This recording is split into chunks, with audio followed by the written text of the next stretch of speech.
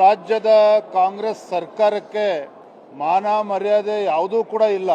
ಸಾರ್ವತ್ರಿಕ ಚುನಾವಣೆ ಸಂದರ್ಭದಲ್ಲಿ ನಾಡಿನ ಜನರಿಗೆ ಕಿವಿಗೆ ಹೂವನ್ನು ಮುಡಿಸಿ ಅಧಿಕಾರಕ್ಕೆ ಬಂದಿರತಕ್ಕಂಥ ಸಿದ್ದರಾಮಯ್ಯ ನೇತೃತ್ವದ ಕಾಂಗ್ರೆಸ್ ಸರ್ಕಾರ ಈ ನಾಡಿನ ಜನತೆಗೆ ಮೋಸ ಮಾಡ್ತಾ ಇದ್ದಾರೆ, ವಂಚನೆ ಮಾಡ್ತಾ ಇದ್ದಾರೆ.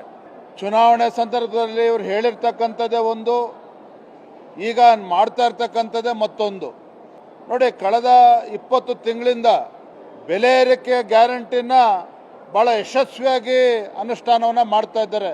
ಹಾಲಿನ ದರ ಜಾಸ್ತಿ ಮಾಡಿದ್ರು, ಸ್ಟ್ಯಾಂಪ್ ಡ್ಯೂಟಿ ಜಾಸ್ತಿ ಆಯಿತು, ಎಲ್ಲ ದಿನಬಳಕೆ ವಸ್ತುಗಳ ಎಲ್ಲ ಬೆಲೆಗಳು ಇವತ್ತು ಗಗನಕ್ಕೆ ಏರ್ತಾ ಇದೆ. ಪೆಟ್ರೋಲ್ ದರವನ್ನು ಕೂಡ ಜಾಸ್ತಿ ಮಾಡಿದ್ದಾರೆ.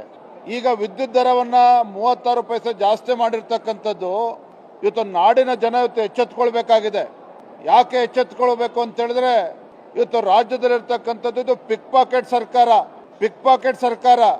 ಒಂದು ಕೈಯಲ್ಲಿ ಗ್ಯಾರಂಟಿಗಳನ್ನ ಕೊಡ್ತಾ ಇದ್ದೇವೆ ಅಂತ ಹೇಳಿ ಮತ್ತೊಂದು ಕೈಯಲ್ಲಿ ಇವತ್ತು ಜನಸಾಮಾನ್ಯರಿಗೆ ಹೊರೆ ಹಾಕಿ ಬೆಲೆ ಏರಿಕೆಯನ್ನ ಮಾಡಿ ಜನರಿಂದನೇ ಕಿತ್ಕೊಳ್ತಕ್ಕಂಥ ಕೆಲಸ ಇವತ್ತು ರಾಜ್ಯ ಸರ್ಕಾರ ಮಾಡ್ತಾ ಇರ್ತಕ್ಕಂಥದ್ದು ಖಂಡಿತ ಸರಿಯಲ್ಲ. ಇದು ಇವತ್ತು ರಾಜ್ಯದ ಜನ ಯಾಕೆ ಎಚ್ಚೆತ್ಕೊಳ್ಬೇಕು ಅಂತ ಹೇಳಿದ್ರೆ, ಶಕ್ತಿ ಯೋಜನೆ ಅಂತ ಹೇಳ್ತಾರೆ.